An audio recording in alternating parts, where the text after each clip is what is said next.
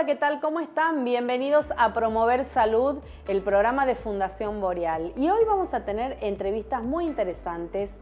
Una de ellas tiene que ver con una fecha muy importante que se acerca, que es el Día de la Tartamudez. Acompáñanos, que así nos presentamos.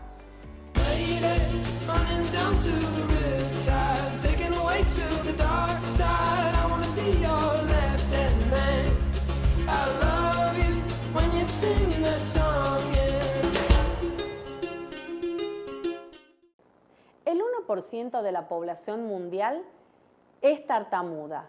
El resto habla con fluidez.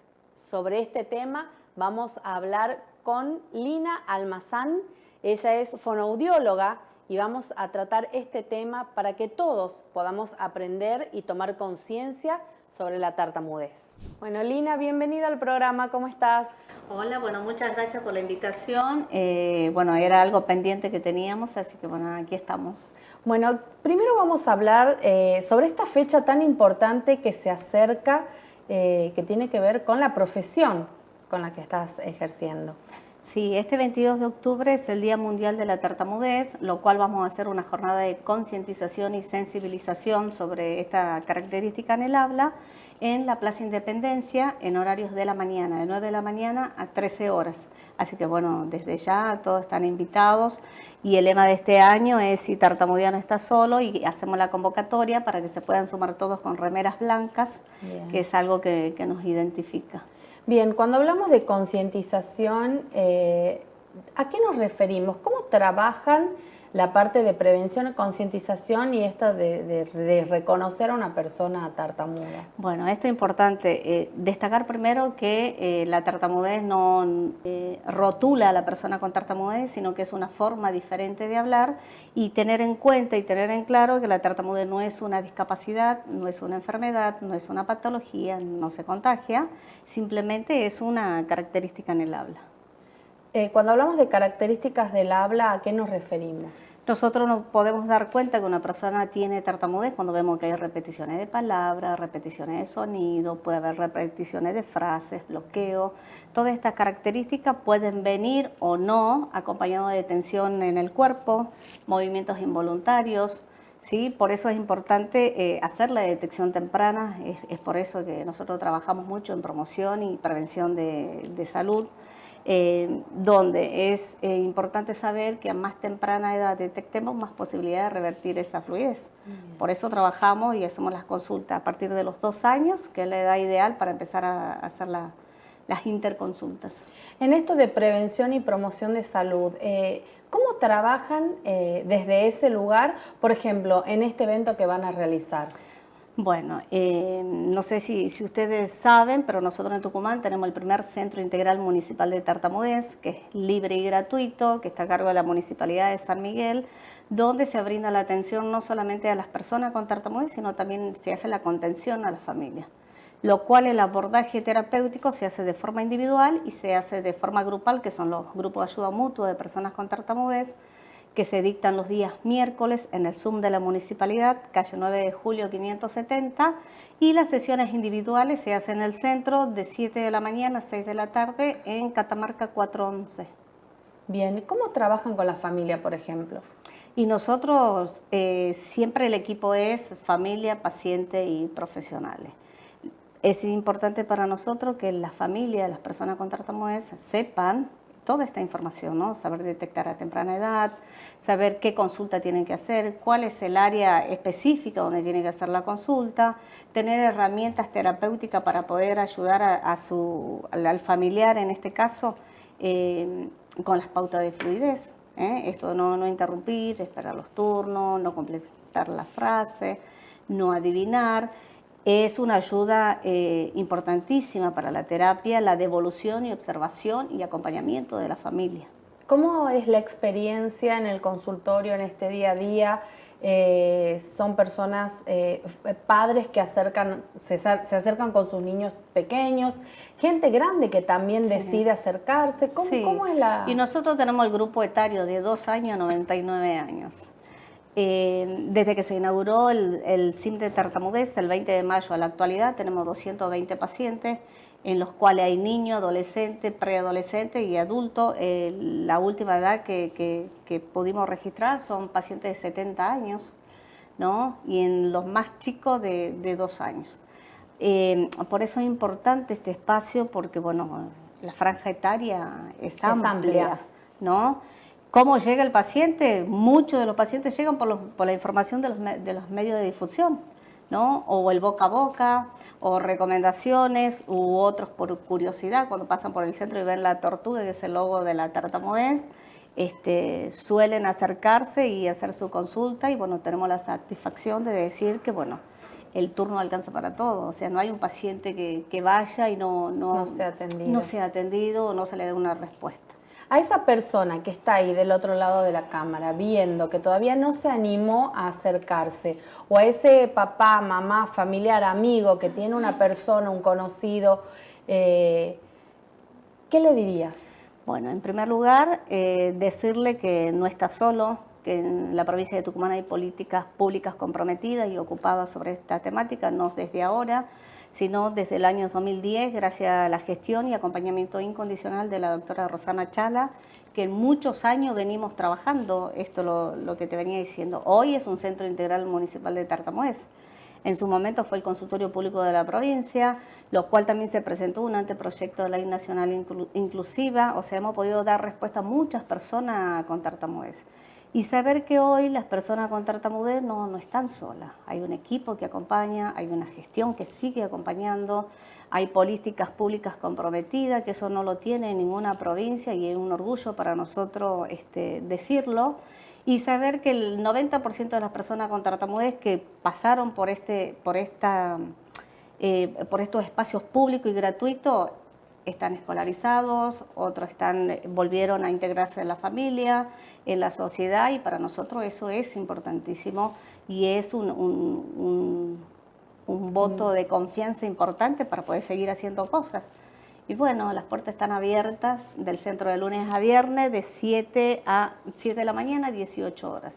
Bueno, muchísimas gracias por habernos acompañado. Ya vamos a estar en el próximo bloque hablando ya de la terapéutica, de cómo se trabaja, así que los invitamos a compartir una pequeña pausa, ya volvemos. Muchas gracias.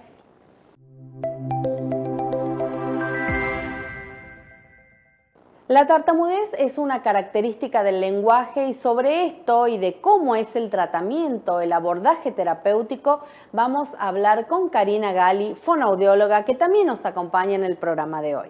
Bueno, Karina, bienvenida al programa. Hola, muchas gracias. Bueno, vamos a seguir hablando de este tema tan interesante y de cómo están trabajando ustedes. ¿Cómo es la terapéutica? ¿Cómo se aborda al paciente en esa primera visita?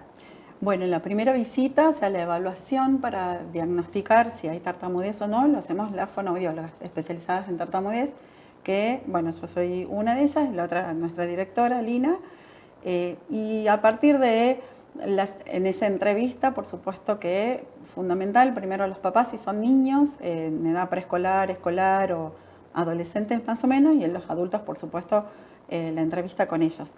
Y puede ser que en un par de sesiones, digamos, uno como que ya perciba si hay necesidad de que ese paciente también haga un abordaje con las otras profesionales. En el centro contamos con psicopedagogas, psicólogas y terapista ocupacional y otra fonoaudióloga especializada en neurolingüística. Bien, cuando comienza el tratamiento, ¿cómo es ese día en el consultorio, un día? ¿Cómo se trabaja digamos, cómo es el tratamiento en sí? Bueno, como te decía, nosotros los recibimos, si son pequeñitos hacemos obviamente una entrevista, hay preguntas muy puntuales a los papás, qué es lo que notaron en sus hijos, por qué se acercan a la consulta, ¿sí? Y después a los niños, a partir de 4 años, vos les preguntás y ya, ¿qué te pasa? ¿Qué sentís cuando hablas? ¿Sentís que querés decir algo y las palabras no te salen? Y ya a partir de esa edad ellos ya algo te puedan decir. Sí, se me pone la boca que no me sale, la lengua que se me pone dura, me hace fuerza acá, o quiero decir algo y no me sale. Entonces, bueno, ya se van asignando las sesiones. Por supuesto que con la cantidad de consultas y pedidos y ya pacientes ingresados que tenemos, bueno, tratamos de que el paciente ya con diagnóstico de tartamudez tenga su abordaje en lo posible semanalmente, pero si no es todas las semanas, bueno, se lo convoca ahí a los 10 días, suponte. Y como te decía, bueno, vamos viendo, no todas las personas con tartamudez necesitan, por ejemplo, un abordaje psicológico, pero sí están las profesionales y a veces, si no es el paciente, a lo mejor es un acompañamiento a la familia con pautas. Nosotros necesitamos, como decía recién Lina, si desde ese pequeñito va a continuar tartamudeando a lo largo de su vida, o un adolescente o una persona adulta ya con tartamudez y que viene con una experiencia de vida, bueno, necesitamos trabajar ese abordaje de que se sientan comunicadores seguros. Bien, ¿hay grados de tartamudez? Los grados de tartamudez uno los puede, cuando evalúa objetivamente las características externas de la tartamudez. ¿Qué quiere decir esto? Esto que se decía recién, ¿cómo se manifiesta? A través de repeticiones, de palabras, de sílabas, de sonido, bloqueos, ese famoso que la persona dice le cuesta arrancar, pero después lo dice, bueno, es un bloqueo, ¿sí? Una pérdida de control en el habla. Y uno, según esas características, que eso sí tenés como pruebas objetivas, por decirlo, uno puede decir, bueno, leve, moderado, severa, pero la tartamudez no es solo lo que vemos, no es solo el componente motor, abarca mucho más. ¿Y qué abarca? Así como decimos, sí, así como decimos que es multidimensional, por eso el abordaje abarca pensamientos, abarca emociones, abarca conductas lingüísticas y sociales que la persona toma. ¿Qué quiere decir esto? Por ejemplo, uno dice, bueno, es leve, no se le nota tanto, pero a lo mejor es una persona que está haciendo mucho esfuerzo y está utilizando muchos recursos que creen que le han servido en un momento para que no se note. Entonces hay que abordar todos esos pensamientos. La persona con tartamudez puede desarrollar ansiedad. Las cuestiones emocionales vienen como consecuencia o posterior a la tartamudez. De tanta experiencia, a lo mejor los pequeños porque han sufrido bullying, un adulto, nosotros tenemos pacientes jóvenes y chicos que han dejado la carrera universitaria por su tartamudez. Entonces, hacer ese abordaje integral de todo eso que les pasa, porque se disparan pensamientos anticipatorios. No, si me trabo, el profesor no me va a entender, va a creer que no estudié, me va a desaprobar, no voy a rendir. Claro. Y se adoptan estas toma de decisiones de vida, ¿me entendés? Dejo una carrera universitaria o no me presento a una entrevista de trabajo por mi tartamudez. ¿La tartamudez se revierte? Nosotros hablamos de cuando tenemos esta consulta temprana en cuanto a los primeros síntomas, porque se desarrolla en los primeros años de vida, 2 años y medio, 3 años y medio, 4 años. Hay un alto porcentaje de esos niños, ¿sí?, que recuperan fluidez de manera espontánea. Si es un niño, porque hay un porcentaje que no, que va a tener tartamudez a lo largo de su vida, lo que nosotros logramos con este abordaje es eso, que no desarrollen todo lo demás que mencionaba recién. Ansiedad, pensamientos negativos, experiencias de vida, sino que sepan que la tartamudez no les impide ser lo que quieran ser en su vida, que sean comunicadores, que sepan cómo plantarse de repente en una entrevista de trabajo, bueno, poder decir, yo me trabo, pero demostrar capacidades y habilidades desde la comunicación es integral, no solo con palabras habladas. Bien. Y esa persona, ese adulto mayor, que llega a una primera consulta, que estuvo toda su vida con esto, ¿qué es lo que se percibe del otro lado, de ustedes como profesionales? ¿Cuál es el motivo que los lleva a hoy, a esa edad, a tratarse? Primero les cuesta un montón, por esto de que no se sabe, incluso nos preguntan si atienden pacientes adultos, ¿puedo ir a la consulta?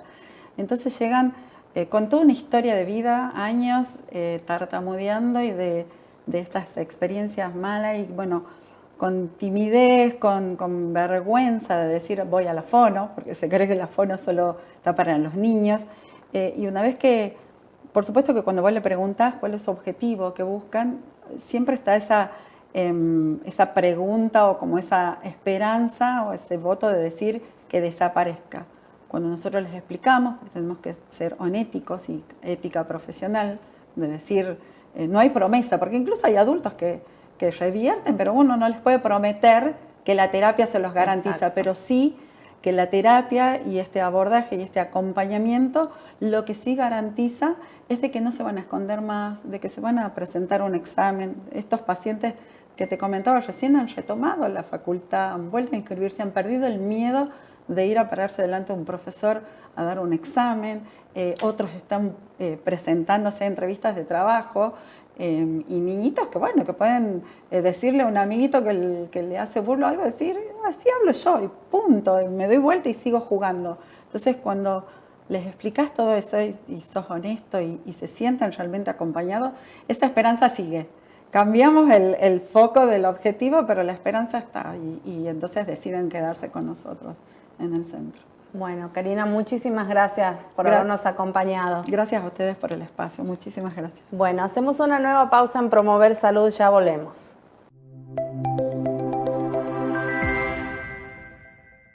Cuando hablamos de tratamientos estéticos, surgen a veces muchos prejuicios, mitos, verdades. ¿Y de qué se tratan? Hoy vamos a hablar con Ana Belén Arias, dermatóloga, sobre este tema. Cuando hablamos de tratamientos no quirúrgicos, ¿a qué nos referimos? A los tratamientos mini-invasivos, principalmente inyectables o tecnologías. Hoy en día, ¿qué tipo de tratamientos existen? ¿Cuál es el abanico y la variedad que tenemos? Bueno, tenemos muchísimos tratamientos. Los que más realizamos en general en consultorio son el tratamiento con toxina botulínica o Botox, más conocido como Botox, los rellenos con ácido hialurónico, los bioestimuladores, los peelings y los láseres. Cuando hablamos de ácido hialurónico, ¿en dónde lo aplicamos? ¿Cómo se lo aplica? En el caso de los rellenos y en el caso de usarlo como otra alternativa de hidratación. Bueno, el ácido hialurónico siempre va inyectado en la piel, dependiendo de la zona y de lo que queramos lograr, va a ser el plano de aplicación y nos va a servir para reponer volúmenes, por ejemplo, en toda la zona del malar y el pómulo, en los labios, en el mentón, en la ojera. También nos sirve para modelar algunas áreas del rostro, como la nariz, los labios, el mentón. Y también podemos usar los ácidos hialurónicos que no son reticulados para realizar una hidratación profunda de la piel, que es lo que le llamamos skin boosters. Bien, este tipo de tratamientos, ¿cada cuánto se realizan? Y hay un estimado, no todos reaccionamos igual frente al ácido hialurónico, algunos nos dura más y otros nos dura menos, pero en promedio, dependiendo de la zona de aplicación y del tipo de ácido, sabemos que puede durar entre 6 meses a 1 año o quizá un poco más. En el caso del Botox, que sabemos que a veces es una palabra bastante complicada porque genera rechazo y en otros aceptación, ¿para qué se utiliza y cuál es el mejor uso que tiene? Bueno, te cuento. El Botox o toxina botulínica es simplemente un neuromodulador, que como tal, ¿qué es lo que va a hacer? Va a relajar los músculos de la cara, que son los que producen las líneas de expresión. Y esto va a evitar que con el tiempo esas líneas de expresión se vayan profundizando y se transformen en arrugas. Simplemente su función es la de relajar la musculatura facial. ¿Se lo utiliza como preventivo? Lo podemos usar como preventivo, de hecho, más su acción es preventiva que correctiva. Entonces, yo siempre lo recomiendo que lo hagamos a edades tempranas, cuando todavía esas arrugas no están marcadas y podemos evitar que se profundicen. A partir de los 25 o 30 años ya podemos iniciar la aplicación de toxina botulínica. En el caso de los bioestimuladores, bueno, los bioestimuladores son sustancias que se inyectan en la piel, en las distintas capas de la piel, y lo que van a hacer, valga la redundancia, es estimular a nuestra piel a la producción de colágeno. Entonces, mediante esa producción de colágeno, la piel va a recuperar la turgencia, la firmeza, la elasticidad, lo que nos va a dar un efecto de listeo y de rejuvenecimiento facial. ¿Son recomendables los tratamientos a partir de qué edad? Y ya podemos iniciar a los 25, 30, cuando empiezan a aparecer los primeros signos del envejecimiento, ya podemos iniciar con algunos tratamientos. ¿Se puede optar por uno u otro o se complementan? Podemos optar por uno u otro o también complementarlos. Todos los tratamientos son compatibles entre sí. ¿Varía según el tipo de piel, la edad? Por supuesto, todos estos tratamientos, para tener los mejores resultados, tienen que ser absolutamente personalizados para cada paciente. Por eso, para que estos tratamientos sean eficaces y seguros, yo lo que siempre recomiendo es que sean realizados de la mano de un profesional dermatólogo que esté entrenado en tratamientos estéticos.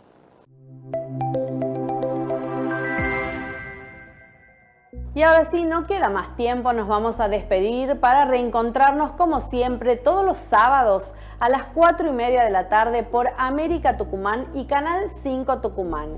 Y como siempre te digo, si querés vernos nuevamente, podés visitar nuestro canal de YouTube, el de Norte Multimedia, y acceder a todos nuestros contenidos. Y no te olvides que también podés escucharnos en la radio por Norte FM. Nos vemos la próxima semana. Running down to the riptide, taken away to the dark side.